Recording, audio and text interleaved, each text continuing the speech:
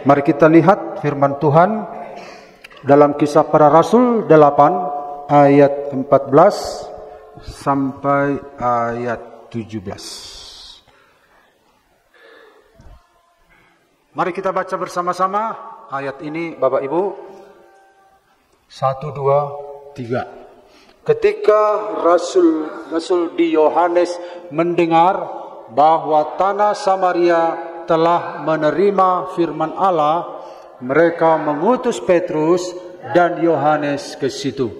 Setibanya di situ, kedua rasul itu berdoa supaya orang-orang Samaria itu beroleh Roh Kudus. Sebab Roh Kudus belum turun di atas seorang pun di antara mereka, karena mereka hanya dibaptis dalam nama Tuhan Yesus. Kemudian keduanya menumpangkan tangan di atas mereka, lalu mereka menerima Roh Kudus. Haleluya.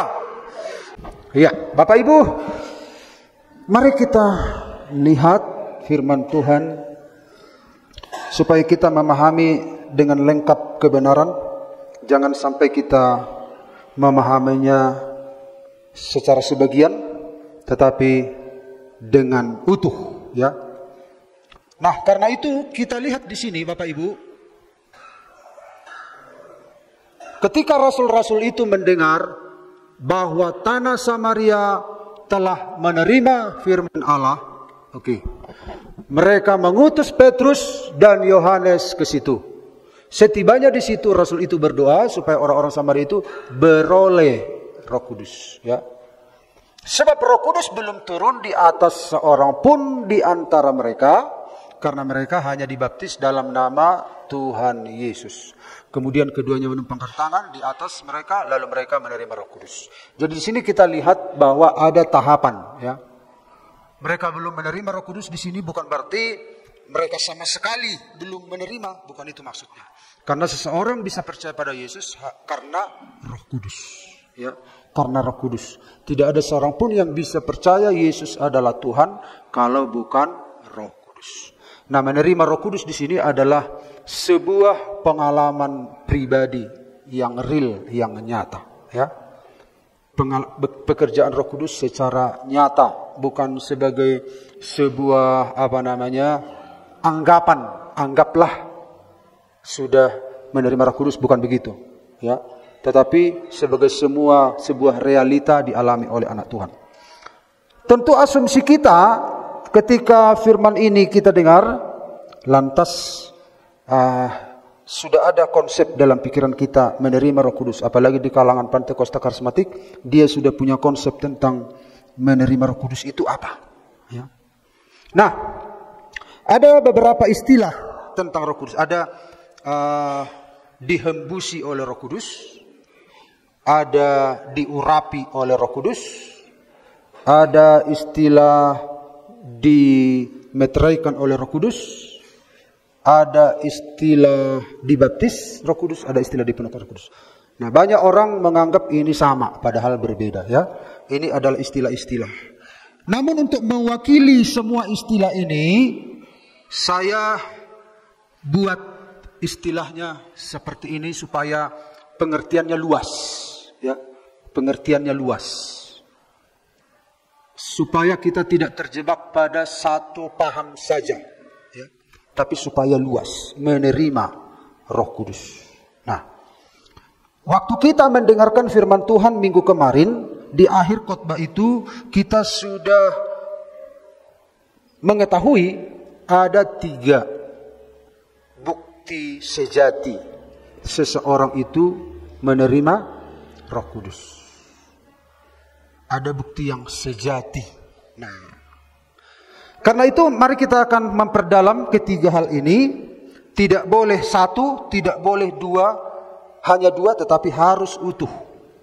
Supaya pekerjaan Roh Kudus ini benar-benar sesuai dengan maksud Tuhan memberikannya, ya. Sesuai dengan maksud Tuhan memberikan Roh Kudus itu, ini harus kita pahami secara benar dan secara kolektif kita alami dalam hidup kita. Nah, mari kita lihat yang pertama dulu. Yang umum, yang pertama dulu kita lihat bukti lahiriah. Ya, bukti lahiriah. Nah, tentu Bapak Ibu sudah mengerti maksudnya ini ya. Bukti lahiriah ini. Inilah yang kita ingin alami di dalam doa 10 malam. Ini bukti lahiriah. Nah, sekarang apa bukti lahiriahnya menurut Alkitab? Ini tolong dulu seorang membaca ini. Nanti Kisah Rasul 24, Kisah Rasul 8:17, Kisah Rasul 10:44-46, Kisah Rasul 19:6. Ya, silakan. Nikolas 1, Kiel, Nikolas ini, Kiel ini, si Dirli ini, kemudian si Gabriel ini. Oke, Gabriel? Oke. Ya, mulai bagian masing-masing.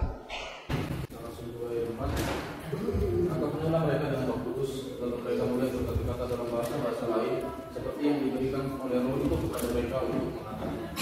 Ya, lanjut.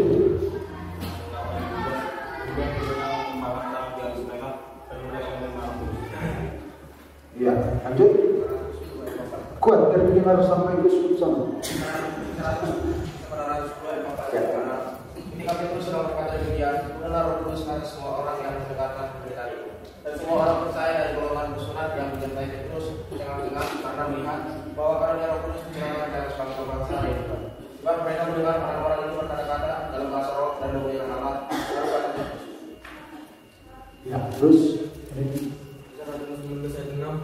Dan ketika Paulus melakukan tangan di atas mereka, turunlah Roh Kudus di atas mereka. Dan mulialah mereka berkata-kata dan berdoa dan berlembut. Iya, terima kasih. Jadi kalau kita lihat Bapak Ibu, ini dalam Kisah Rasul 2 ayat 4, bangsa Yahudi, bangsa Samaria, bangsa Roma, bangsa Yunani. Jadi Roh Kudus ini diberikan lintas suku bangsa. Lintas suku bangsa. Nah, selain lintas bangsa, Roh Kudus ini juga diberikan kepada lintas status. Cornelius adalah seorang pejabat. Kemudian hamba-hambamu juga akan mendapatkan karunia-karunia, kata Yoel. Anak-anakmu laki-laki, anak-anakmu perempuan, orang tua, lintas usia, semua orang. Ya. Bukan hanya orang tua saja, bukan hanya kaum muda, atau bukan hanya anak-anak. Semua lintas usia, lintas status sosial, lintas suku bangsa. Nah, ini sudah terjadi sekarang ya, di seluruh dunia. Nah, jadi tidak hanya kepada rasul-rasul saja, tetapi kepada semua orang ya.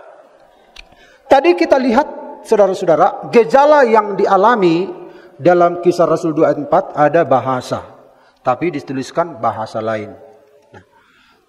Kisah Samaria yang dibaca Yehezkel tadi tidak ada disebut ada bahasa. Dalam Roma Kisah Rasul 10:44-46 ada bahasa. Jadi ketika Roh Kudus turun ada bahasa. Di sini nggak ada bahasa. Ini ada bahasa. Di sini ada bahasa. Jadi kalau kita lihat 3 kasus ada bahasa. Nah, jadi Kisah Rasul 8 ayat 17 tidak ada bahasa. Bagaimana dengan yang 3 ini? Ada bahasa. Nah, ini kalau 2-3 saksi, maka satu perkara itu sah. Ini sudah 2-3. Nah, kita belum berani mengatakan bahwa bukti lahiriah menerima Roh Kudus itu atau dipenuhi Roh Kudus itu ada bahasa. Karena ada ini menjadi celah. Kita dianggap menjadi gereja yang sempit berpikir. Masa tidak harus ada bahasa? Nah, itu. Nah, tetapi kita punya argumen bahwa ini di sini juga ada bahasa. Apa buktinya? Mari kita lihat lanjutan yang dibaca Yehezkel tadi. Baca dulu lagi, Kiel. Lanjutan dari yang kau baca. Kisah Rasul 8 ayat 17 ya. Pelan-pelan Bapak Ibu ya. Kisah Rasul 8 ayat 17. Silakan. Kiel. Ketika Simon melihat bahwa keberadaan Roh Kudus terjadi oleh karena rasul-rasul itu menumpangkan tangannya, dia menaruh uang kepada mereka. Serta berkata, berikanlah juga kepada pekuasa itu supaya jika aku menumpangkan tangan kepada seseorang, dia boleh menerima Roh Kudus. Iya. Jadi ketika Simon melihat, nah ini kata kuncinya, melihat bahwa pemberian Roh Kudus terjadi oleh karena rasul-rasul itu menumpangkan tangannya, ia menawarkan uang. Nah, siapa Simon ini? Dia ini bukan non-Kristen, dia Kristen. Kalau kita lihat ayat di atasnya, Bapak Ibu, ayat 9, silakan dibaca Kiel. Ayat 9 di atasnya. Ya. Seorang yang bernama Simon telah sejak dahulu melakukan sihir di kota itu dan menakutkan rakyat Samaria, serta berada seorang seseorang yang sangat tinggi. Terus semua orang besar kecil mengikuti dia dan berkata, orang ini adalah kuasa Allah yang terkenal sebagai kuasa usaha, dan mereka mengikutinya karena sudah lama ia menakutkan mereka oleh perbuatan sihir. Ayat 12. Tentang sekarang mereka percaya kepada Filipus yang memberitakan Injil tentang kerajaan Allah dan tentang nama Yesus Kristus, dan mereka memberi diri mereka dibaptis baik laki-laki maupun perempuan. Nah, jadi terus ayat 13. Simon sendiri juga menjadi percaya dan sesudah dibaptis ia senantiasa bersama-sama dengan Filipus, dan tak ada ketika ia melihat tanda-tanda dan mujizat besar yang terjadi. Iya, jadi Simon ini percaya dan dibaptis. Bapak Ibu perhatikan. Dia percaya dan dibaptis. Nah, tetapi kita lihat keaslian dari Simon ini. Ketika Simon melihat kuasa Roh Kudus dicurahkan kepada orang Samaria, dia menawarkan uang, dan Petrus berkata, binasalah engkau dengan uangmu itu. Tidak ada bagian atau hakmu dalam perkara ini. Sebab apa?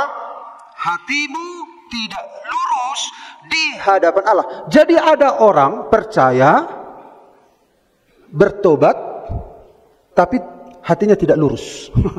Makanya kalau kita ingat firman Tuhan hari Minggu itu, atau waktu hari kematian Kristus, sebelum Yesus naik ke surga, tugas murid-murid sebelum dia naik ke surga, tugasnya apa? Memberitakan pertobatan yang mendatangkan keselamatan, yang mendatangkan kelepasan dari dosa, iya kan? Jadi ada pertobatan tidak mendatangkan kelepasan dari hukuman, pengampunan dosa.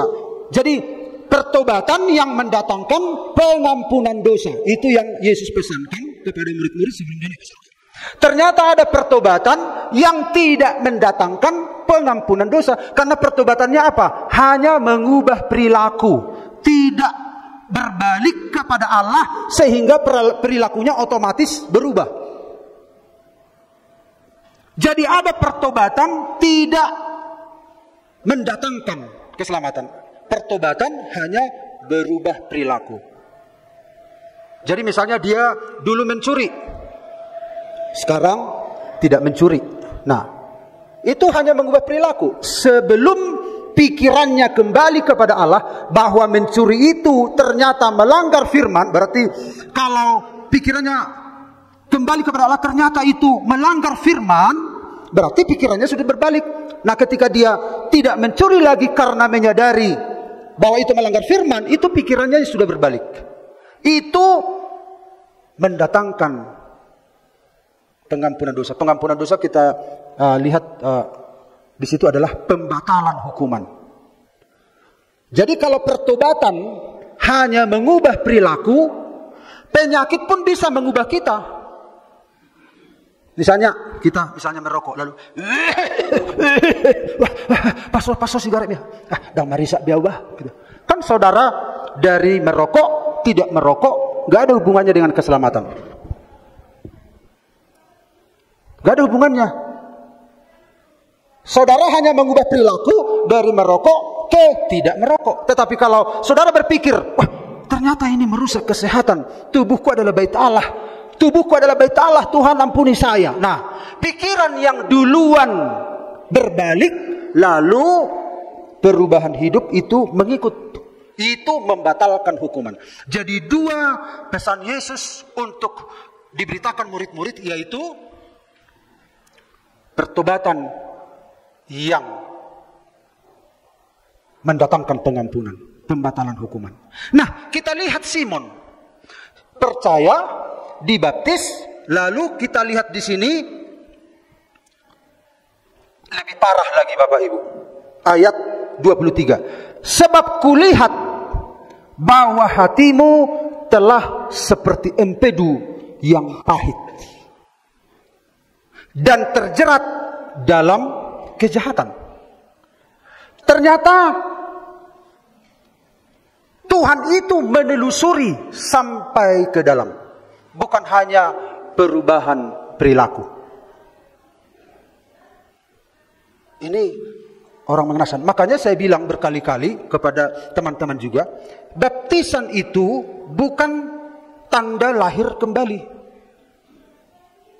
Karena ada orang berkali-kali dibaptis. Buktinya, kalau baptisan itu tanda lahir kembali, tengoklah si Simon. Nah, baptisan itu adalah sebuah pengesahan bahwa kita itu adalah anak Allah. Sebuah proklamasi bahwa kita dimasukkan ke dalam tubuh Kristus. Nah, Bapak Ibu harus mengerti ini. Jadi ternyata kalau kita dengar firman ini, kita disenter sampai ke dalam. Senter sampai ke dalam. Nah, sekarang kita kembali. Mengapa di dalam kisah Samaria ini kita percaya bahwa ada bahasa? Kita kembali kepada yang dibaca Yeskiel tadi. Ketika Simon melihat apa yang dilihat, yaitu bukti lahiriah. Makanya dia menawarkan uang. Bukti lahiriah apa? Nah, ada 3 bukti lahiriah yang terjadi dalam kisah 2 ayat 4. Ada apa bukti lahiriah? Ada angin. Apa ya? Ada api, ada angin, dan ada bahasa. Nah, anginnya betul, angin. Angin dan api selanjutnya dalam kisah Rasul tidak terjadi lagi. Kadang-kadang terjadi di sebuah gereja tertentu. Tetapi di dalam setelah kisah Rasul 2 ayat 4 itu tidak terjadi lagi. Hanya satu tanda yang umum, yaitu bahasa. Paling tidak Simon melihat tanda itu. Ketika Simon melihat, maka dia menawarkan uang. Tidak ada tanda lain. Kemungkinan besar tidak ada tanda lain selain tanda lahiriah. Makanya kita percaya bahwa ini adalah bahasa juga. Nah, karena itu bukti lahiriah seseorang menerima Roh Kudus adalah bahasa lidah. Jumlah mereka 120. Orang Samaria dikatakan mereka semua. Dalam kisah Cornelius mereka semua. Dan kisah di dalam Yunani itu mereka semua. Jadi semua. Artinya semua orang percaya menerima Roh Kudus. Amin. Lalu sekarang kita lihat tanda yang kedua. Bukti yang kedua, ya. Nah, tetapi buah roh, ya, buah roh. Roh Kudus itu berbuah lewat hidup kita. Kasih, sukacita, damai sejahtera, kesabaran, kemurahan, kebaikan, kesetiaan, kelemah lembutan, penguasaan diri. Tak ada hukum yang menentang hal itu. Jadi bukti yang sejati bahwa Roh Kudus ada dalam hidup orang percaya, ada bukti karakter. Bukti karakter, yaitu buah roh. Tuhan tidak hanya membuat kita berbahasa lidah lalu orang-orang bermegah di situ, ya, memamerkan kuasa, memamerkan bahasa lidah, Tidak. Tuhan ingin Roh Kudus itu menghasilkan sesuatu lewat hidup kita, yaitu karakter. 9 ini adalah karakter Kristus. Yang pertama kita lihat, nah, kalau di dalam bahasa Indonesia kita lihat tetapi buah roh, artinya tunggal.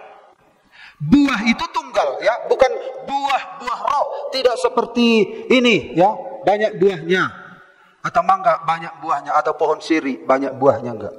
Ini satu. Di dalam satu itu terdiri dari banyak. Karena roh itu satu, jadi 9 ini berjalan secara kolektif, bersama-sama.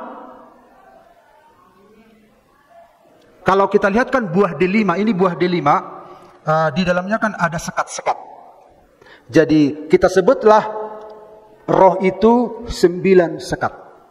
Sekat yang pertama kasih, sekat yang kedua sukacita, damai sejahtera, dan seterusnya. Jadi tidak bisa keluar ini karena ini adalah buah dari Roh Kudus. Ini berjalan bersama-sama karakter ini. Yang pertama kita lihat adalah kasih. Kasih di sini adalah agape. Kasih tanpa syarat. Kalau kamu mengasihi orang yang mengasihi kamu, apakah jasamu? Orang-orang berdosa pun melakukan itu. Bapak Ibu perhatikan, antar geng, kalau satu geng pernah tanam budi kepada geng lain, mereka mati-matian saling membela. Mereka saling mendukung. Lihatlah OKP-OKP itu. Antar geng pun tahu membuat yang baik kepada teman gengnya yang baik. Karena bersyarat. Siapa yang bisa melakukan kita berbuat baik kepada orang yang tidak pernah berbuat baik kepada kita, malah berbuat jahat, kalau bukan Roh Kudus yang bisa memproduksi, yaitu kasih agape tanpa syarat.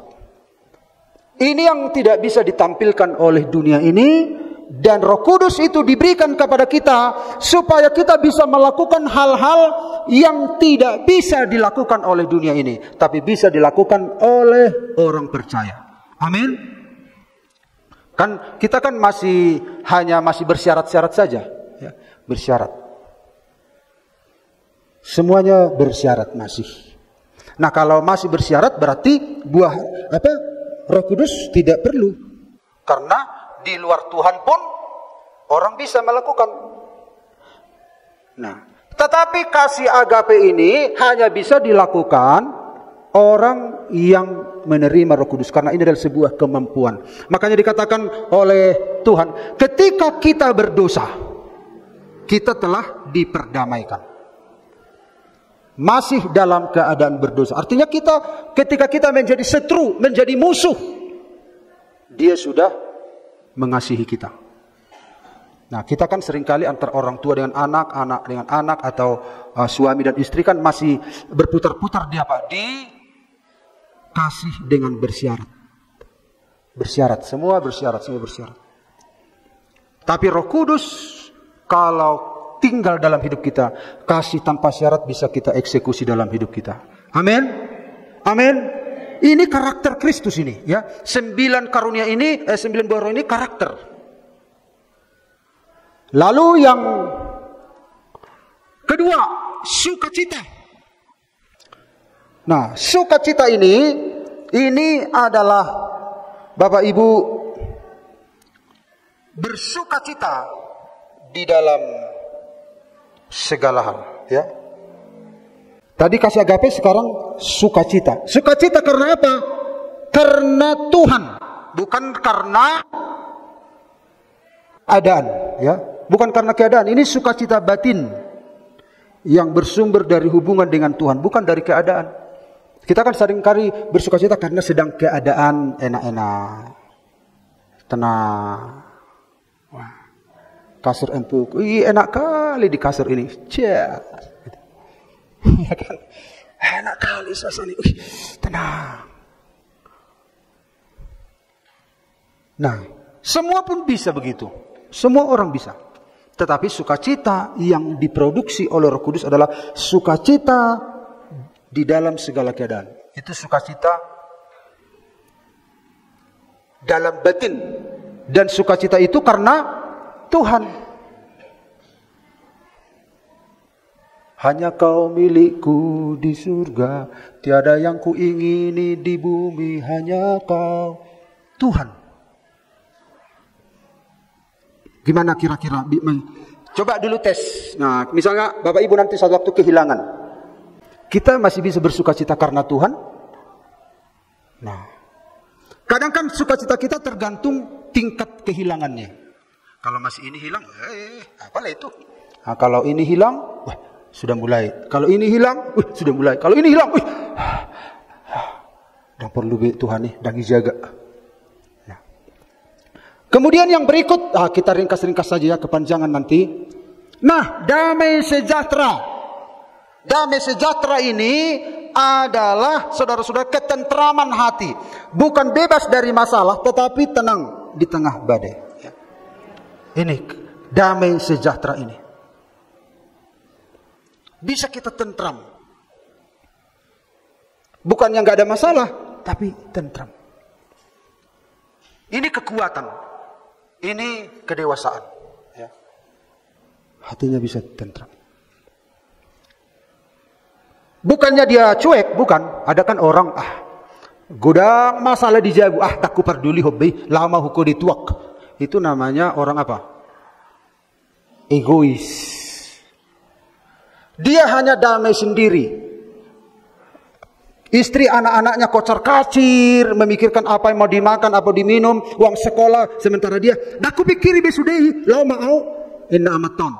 Itu egois namanya. Tetapi kalau dihadapi bersama-sama, ada damai, dia percaya penuh kepada Allah, ada ketentraman. Nah, itu damai. Itu yang disebut dengan buah roh.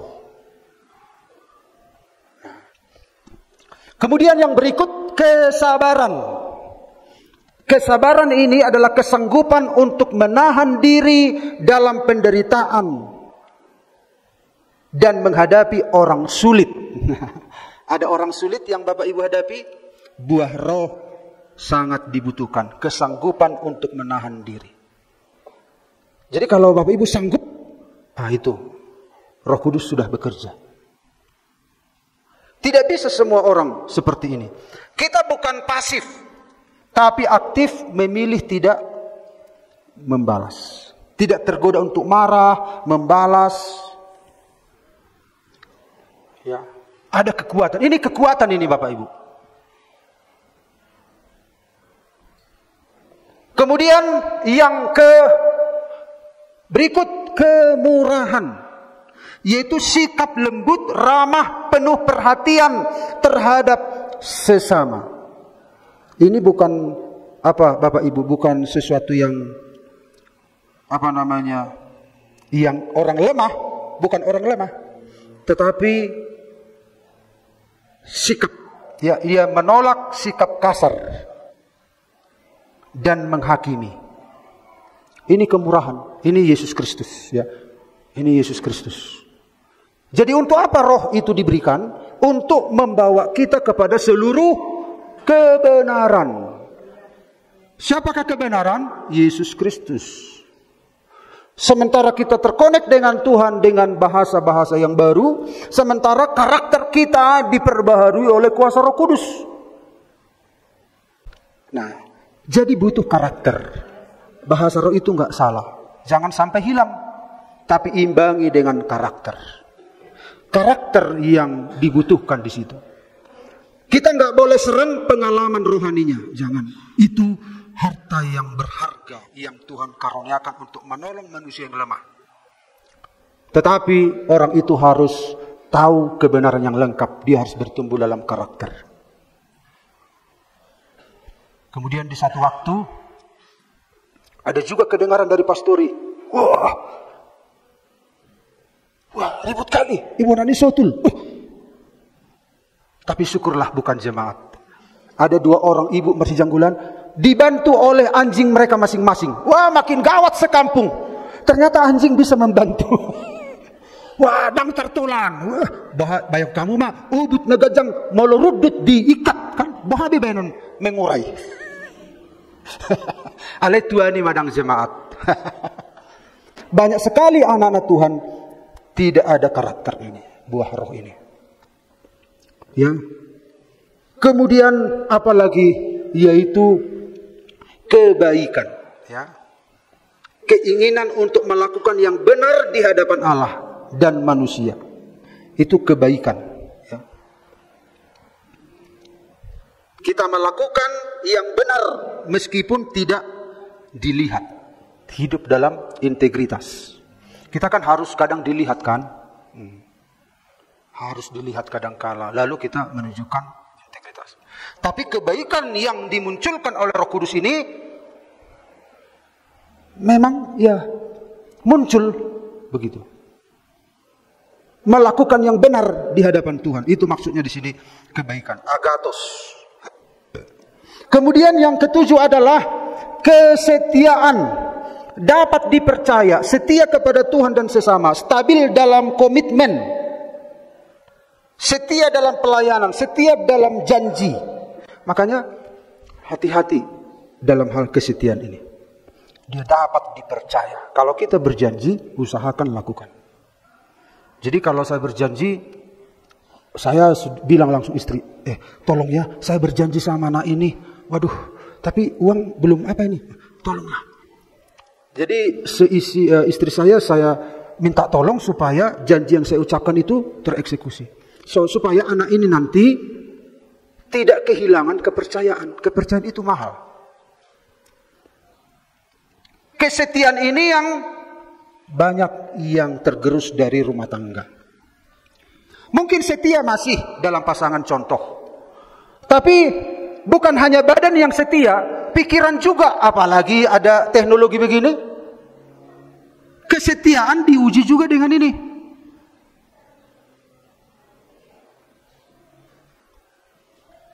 Jadi Tuhan sampai menyuluh, menyentuh sampai kepada karakter dasar kita. Karakter dasar kita itu yang diperbaiki oleh Tuhan. Bisa saja kita dari luar menyembunyikan, tapi lambat laun ini akan terlihat. Kalau karakter dasarnya itu, sifatnya itu, tabiatnya itu belum diubah. Makanya makin lama nanti kita akan semakin serupa dengan Kristus, karakter kita itu diubah dari dalam. Roh Kudus yang mengerjakannya. Ini masalah kesetiaan. Dapat dipercaya, setia kepada Tuhan. Nah, setia kepada pasangan, kepada sesama, stabil. Akhirnya dia bisa stabil dan berkomitmen. Jadi kalau kita apalagi sudah berjanji, kita harus usahakan lakukan. Makanya jangan sembarang berjanji.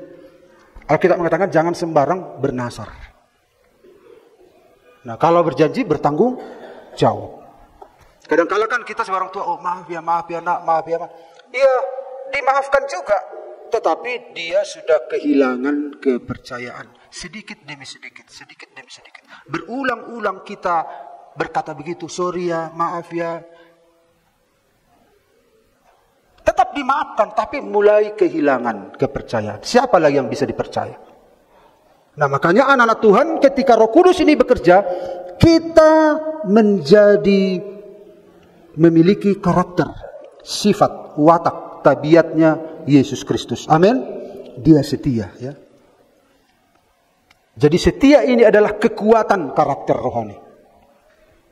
Makanya setia itu bahasa Yunaninya pistis, sama dengan iman. Iman itu pistis juga bahasa Yunani. Kesetiaan itu juga pistis. Artinya iman dan kesetiaan itu satu. Di dalam iman itu ada kesetiaan. Kesetiaan di dalam perbuatan, juga kesetiaan di dalam pikiran. Nah, jadi Roh Kudus yang akan memampukan kita melakukan itu.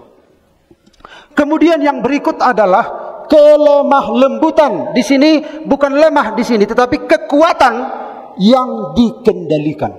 Dia punya kekuatan, tapi dikendalikan, diarahkan. Itu artinya kelemah lembutan.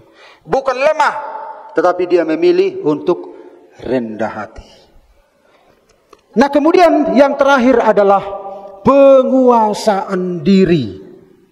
Penguasaan diri mampu mengendalikan hawa nafsu, emosi, dan reaksi.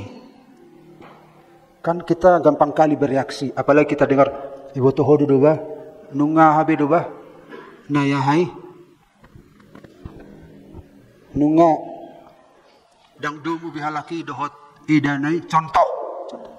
Ido, akhirnya kita beritakan, oh sono apa sono. Nah, orang yang punya penguasaan diri, dia dengar dulu, dia evaluasi dulu. Mungkin dangira masuk nih. Kita tunggulah dulu. Dangira ya. Dangin nih. Gitu. Dia menguasai dirinya. Makanya ada saudara-saudara, kalau ada kasus pembunuhan, lalu ada olah TKP. Kadangkala pengakuan berbeda dengan apa yang ada di lapangan. Kadangkala pengakuan kita sudah jauh melebihi kebenaran. Setelah olah ke TKP, nah, makanya orang yang menguasai diri itu, dia itu mengendalikan nafsunya, emosinya, dan reaksinya. Jangan sampai sudah ini tidak boleh dimakan berhubung kesehatan, tetapi karena kita nggak punya penguasaan diri, akhirnya natabuan ida, molosoh walang ida, herananang mate nama, unang, abang, kambu no sahimi, kambu, daung, ikon alang aku. Tapi setelah sakit, gimana lagi? Harus ada apa? Penguasaan diri.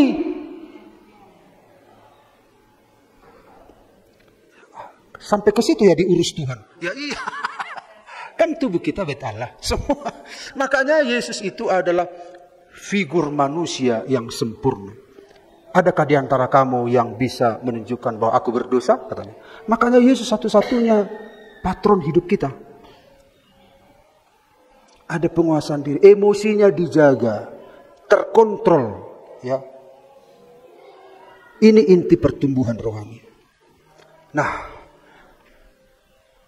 yang terakhir, masih ada, saya usahakan ini 10 menit ya. Bukti dinamika rohani bertumbuh ke arah Kristus. Atau berhenti di sini sajalah kalau gitu. Amin. Karena nanti soalnya ini nggak bisa diuraikan cepat. Akhirnya kita kehilangan pesan nanti ya. Bagusan kita hentikan. 2 poin ini saja sudah lebih dari cukup menjadi makan rohani kita. Amin. Puji Tuhan. Mari kita nyanyikan nyanyian ini.